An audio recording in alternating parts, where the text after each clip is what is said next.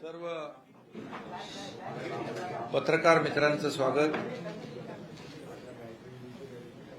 गेल्या काही दिवसापासून राज्यामध्ये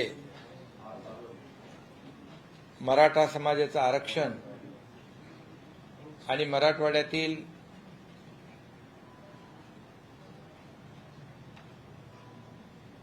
कुणबी समाजाचा दाखला देण्यासंदर्भातलं मनोज जरांगे पाटील यांचं सुरू असलेलं आंदोलन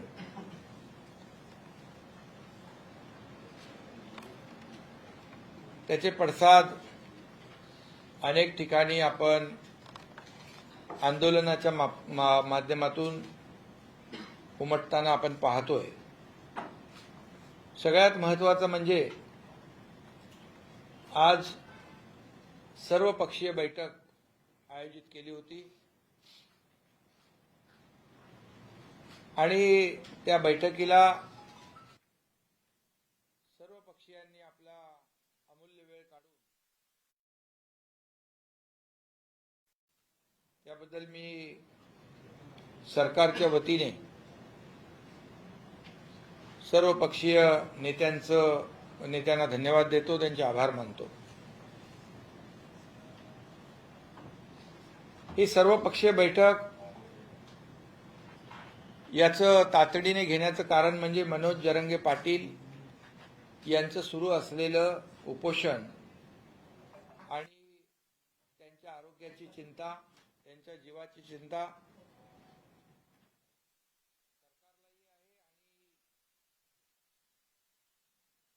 सर्व पक्षीयांनी देखील बैठकीमध्ये ती व्यक्त केली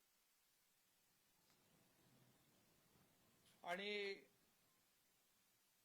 राज्यामध्ये कोणतंही जे काही कायदा सुव्यवस्था वातावरण निकोप राहावं,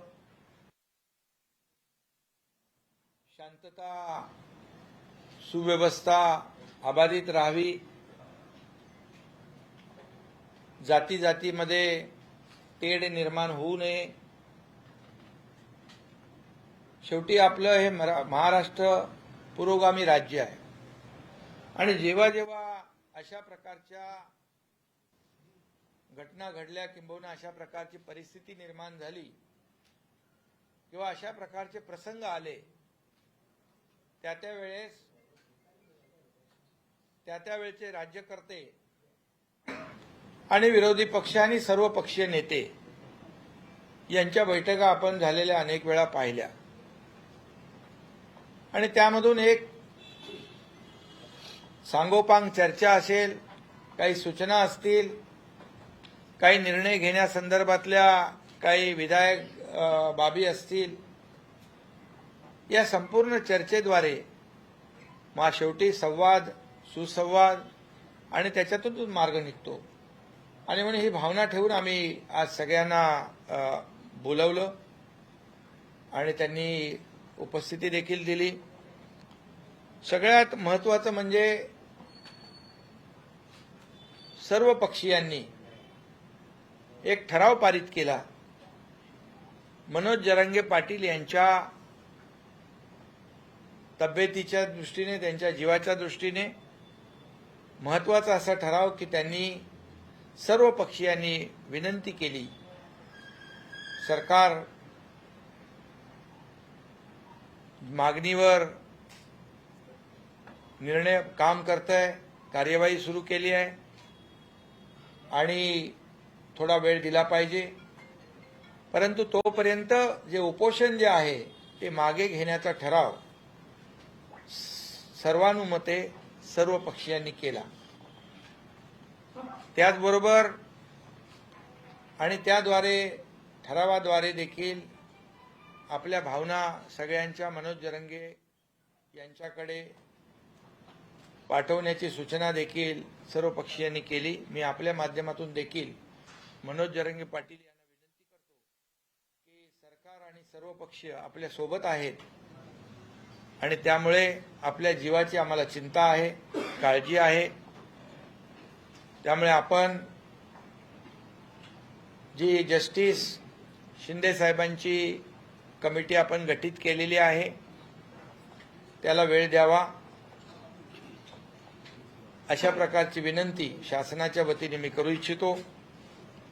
त्याचबरोबर त्यांनी त्यांच्या शिष्टमंडळाच्या बरोबर परवाच्या दिवशी रात्री बैठक झाली, अतिशय सकारात्मक चर्चा झाली आणि त्यामध्ये जी जस्टिस शिंदे साहेबांची कमिटी आहे त्यामध्ये देखील मनोज जरांगे पाटील किंवा त्यांचे कोणी तज्ज्ञ त्या कमिटीमध्ये येऊ इच्छित असतील तर तो देखील निर्णय सरकारने घेतलाय, त्यांना त्या कमिटीमध्ये समाविष्ट करून घेण्याचा। कारण जी काही कमिटी कार्यवाही करेल त्याची अपडेट जी आहे त्यांना मिळत राहील, काही सूचनाही त्यांना करता येतील, यासाठी तो देखील निर्णय आपण घेतलेला आहे। त्याचबरोबर जे गुन्हे दाखल झालेले आहेत ते गुन्हे मागे घेण्याची विनंती केली गेली गावकऱ्यांच्या माध्यमातून आणि मनोज जरांगे पाटील यांच्या माध्यमातून। सरकारने ज्यांच्यावर गुन्हे दाखल झाले ते मागे घेण्याचा निर्णय घेतलेला आहे। तशा प्रकारच्या सूचना निर्देश संबंधित अधिकाऱ्यांना तात्काळ दिलेले आहेत। त्याचबरोबर जे या लाठीचार्जमध्ये जे अधिकारी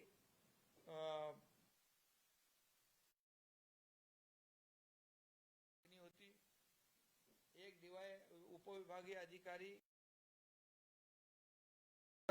निलंबित होती, 3 अधिकारी जे आहेत त्यांना निलंबन त्यांचं करण्याचं, तर त्याच्यामध्ये सुरेश खाडे, आघाव आणि एक तिसरे अधिकारी, या 3 अधिकाऱ्यांचं देखील निलंबन करण्याचा निर्णय शासनाने घेतलेला आहे।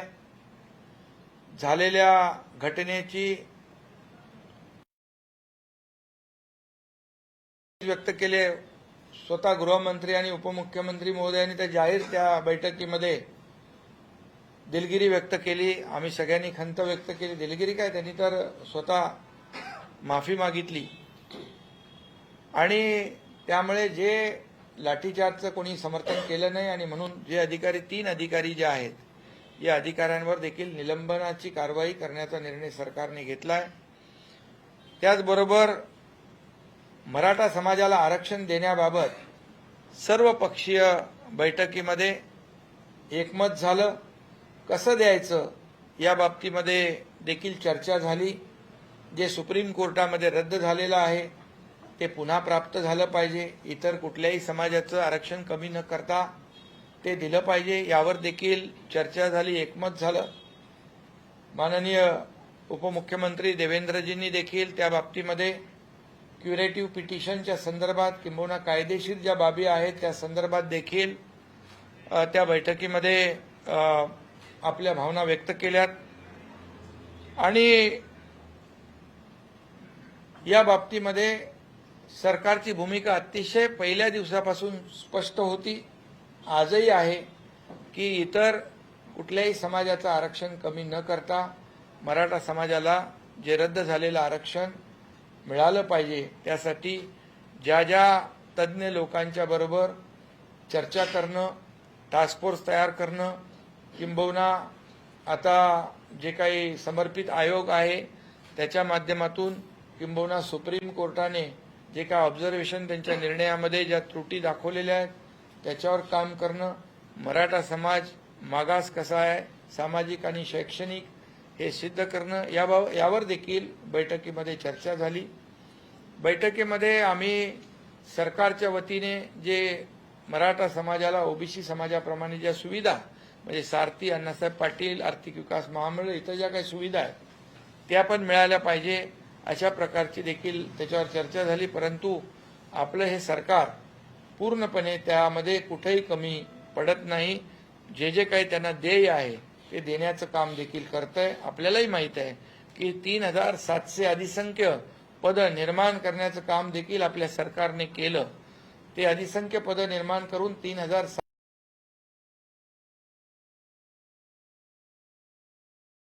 ते देखील आपल्या सरकारने केलं. त्यामुळे सरकार पूर्णपणे सकारात्मक दृष्टीने मराठा समाजाच्या आरक्षणाकडे पाहत आहे. फक्त एवढंच आहे की जो निर्णय आपण घेऊ तो कायद्याच्या चौकटीमध्ये टिकला पाहिजे.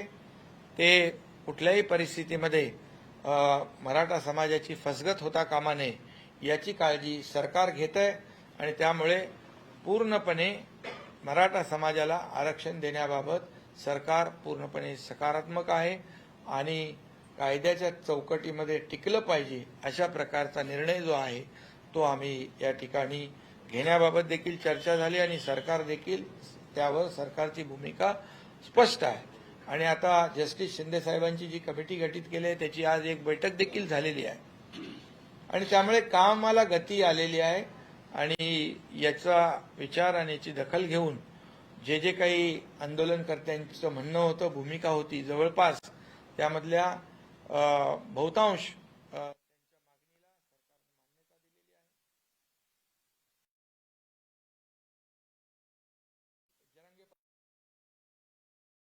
जस्टिस शिंदे साहेबांच्या कमिटीत जरांगे पाटील किंवा त्यांचा तज्ज्ञ कुणी त्याच्यामध्ये येऊ इच्छित असेल तर तोही निर्णय आपण आजच्या बैठकीत घेतलाय. डे टू डे आपण जी काही कार्यपद्धती आहे, जे काम ती कमिटी करेल त्याच्या संपूर्ण माहिती त्यांना मिळत राहील, त्यांना सूचनाही करता येतील आणि त्यामुळे हे सगळे निर्णय जे आहेत हे आपल्या सरकारने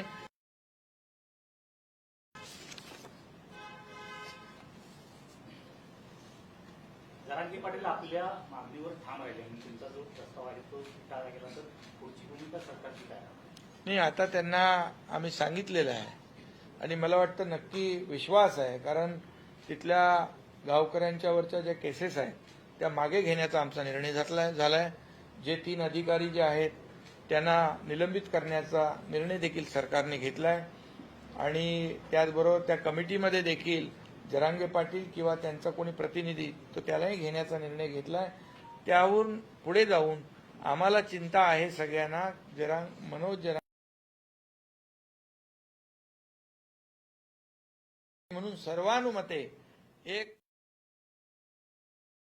सर्वांच्या विनंतीला मान देऊन आपण आपलं आंदोलन उपोषण मागे घ्यावं आणि हे जे काही त्यांची मागणी होती ते निर्णय देखील आपण घेतले आणि जी समिती आहे त्याला थोडा वेळ द्यावा आणि त्या समितीचं कामकाज कसं चाललंय या कमिटीत देखील त्यांना घेण्याचा निर्णय झाला. त्यामुळे मला वाटतं की मनोज जरांगे पाटील हे काही त्यांचं वैयक्तिक त्यांना कुठलं वैयक्तिक स्वतःच्या फायद्यासाठी त्यांनी स्वच्छ आहे,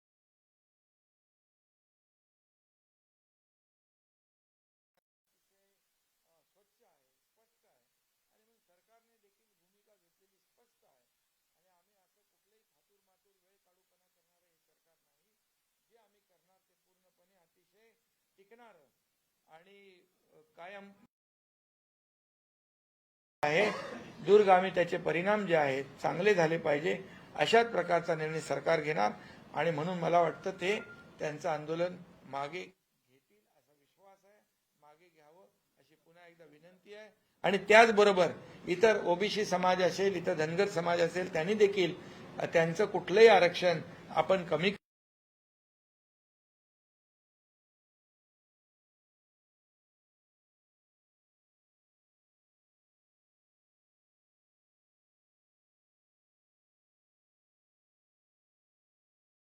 ओबीसीचं आरक्षण कमी करून मराठा समाजाला द्या.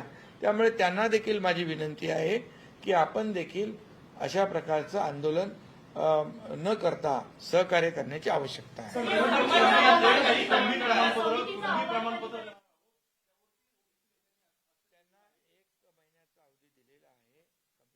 त्याच्यावर आज पहिली बैठक झालेली आहे आणि त्याच्यात स्वतः मनोज जरांगे पाटील यांची इच्छा असेल, त्यांचं शिष्टमंडळातलं कोणी असेल तर त्यांना देखील सरकारने स्पष्टपणे ही भूमिका घेतलेली आहे.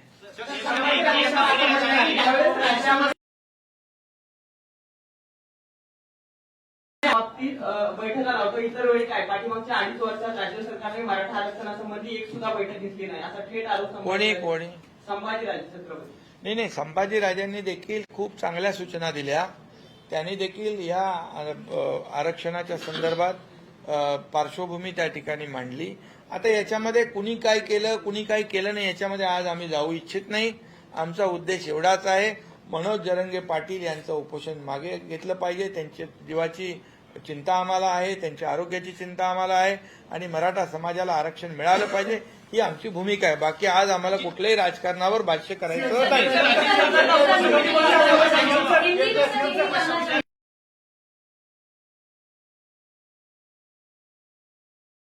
देखील मागणी केलेली आहे. आता आम्ही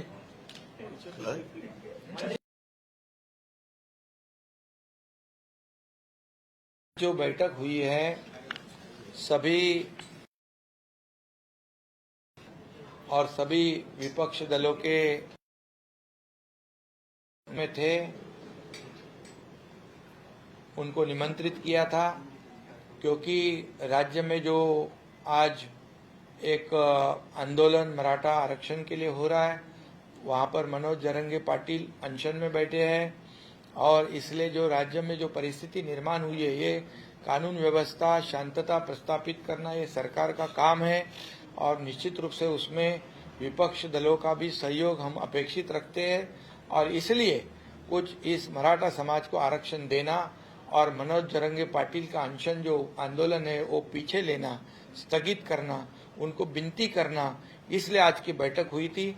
इसमें बहुत ही अच्छी चर्चा हुई और सभी लोगों ने विधायक सुझाव भी दिए कि मराठा समाज को आरक्षण कैसे मिले उसके लिए क्या करना चाहिए और मनोज जरंगे पाटिल इनका अनशन जो है वो स्थगित होना चाहिए इसलिए क्योंकि उनके जान की चिंता सभी को है और पूरे सभी विपक्ष के पार्टी के सभी नेताओं ने एक ठराव पारित किया कि सरकार तो सकारात्मक है और सरकार उनके मांग पर काम कर रहा है तो सरकार को थोड़ा समय देना चाहिए और अनशन को स्थगित करना चाहिए. ऐसा एक ठराव पारित सभी लोगों ने मिलकर किया और ये ठराव पारित किया इसलिए मैं ये भी जरंगे पाटिल को आह्वान करता हूँ, उनको भी निवेदन करता हूँ मैं कि ये सभी जो शासन तो है ही है आपके साथ और सभी पार्टी के दल के नेता भी आपके साथ है और इसलिए जो विनती उन्होंने की है हम सब लोगों ने की है कि उसे मान्य करे